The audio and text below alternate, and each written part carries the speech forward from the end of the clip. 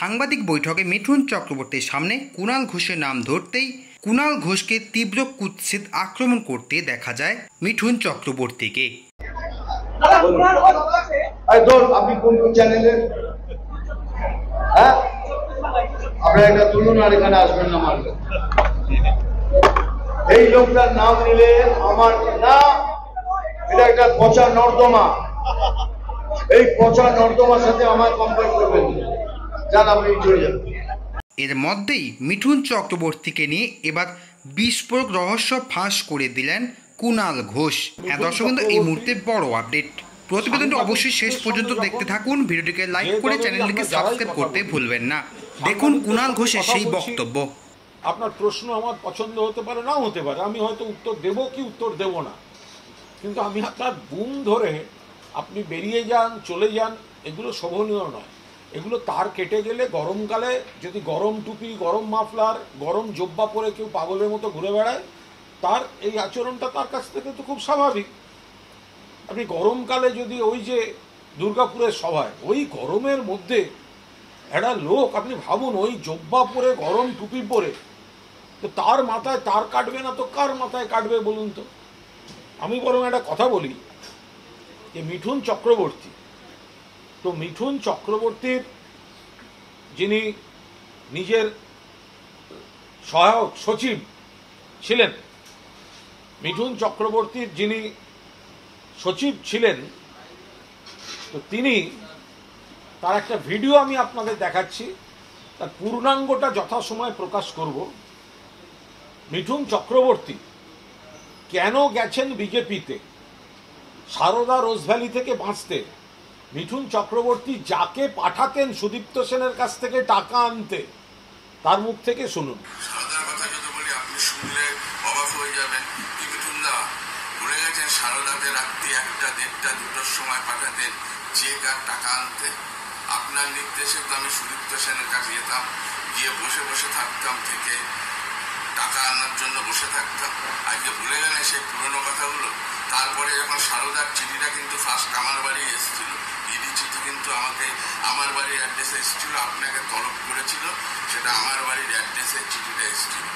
যেই দেখলেন আমি অনেক কিছু জানি, সুতরাং আপনি কি করলেন, আমার সাথে সম্পর্ক কাট করতে শুরু করলেন। কি মিঠুনদা, রোজভ্যালিটা ভুলে গেলেন?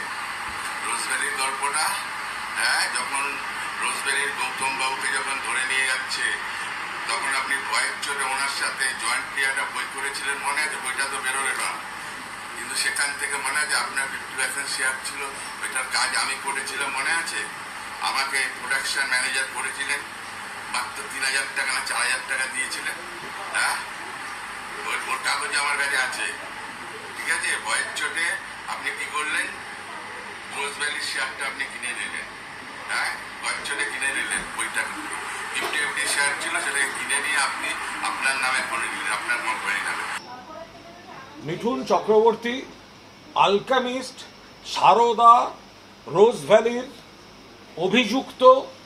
মিঠুন চক্রবর্তীকে সেন্ট্রাল এজেন্সি অ্যারেস্ট করত, ঘাড় ধরে নিয়ে যেত।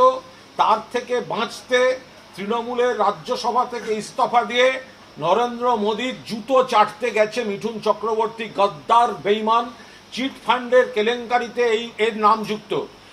মিঠুন চক্রবর্তী যে কথাটা বলে যে আমি তো টাকা ফেরত দিয়েছি, যখন শ্যামল সেন কমিশন ছিল টাকা ফেরত দেননি কেন?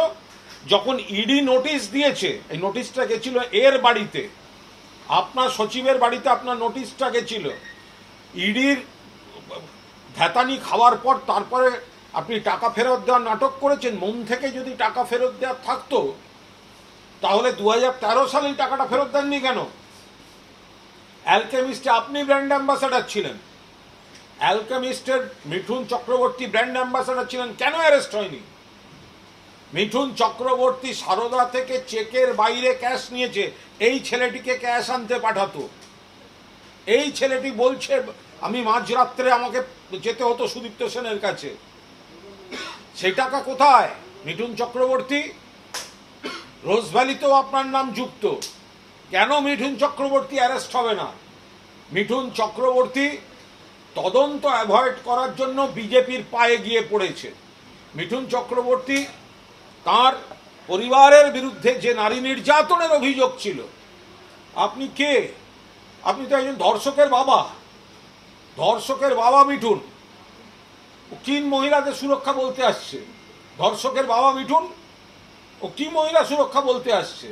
ওগুলো থেকে বাঁচাতে বিজেপি কোথায়? হাতিদের করিডোরের ওপর পরিবেশের আইন ভেঙে কি কনস্ট্রাকশন? মিঠুন চক্রবর্তীর নাম। কোন স্কুল করেছেন? ব্রিটেনের কোন স্কুলের অ্যাফিলিয়েশনের নাম করে পরে সেই অ্যাফিলিয়েশন খুঁজে পাওয়া যাচ্ছে না। বিতর্ক, এগুলোর একটাও স্পষ্ট উত্তর আপনার কাছ থেকে পাওয়া যায়নি। ফলে মিঠুন চক্রবর্তী, বাংলায় আপনাকে বিজেপি গলায় বকলস লাগিয়ে ঘেউ ঘেউ করতে পাঠিয়েছে, কিন্তু আপনি ভুলে যাবেন না বাকিরা সব কিছু ভুলে গেছে। আপনি প্রথম কথা, সিবিআই ইডিকে নতুন করে চিঠি লিখব, সিবিআই ইডিকে ওনার সচিবের বয়ান দিয়ে নিয়ে গিয়ে চিঠি দেব, তিনি সাক্ষী দেবেন। ভিডিওটিকে লাইক করে চ্যানেলটিকে সাবস্ক্রাইব করে আমাদের পাশে থাকুন।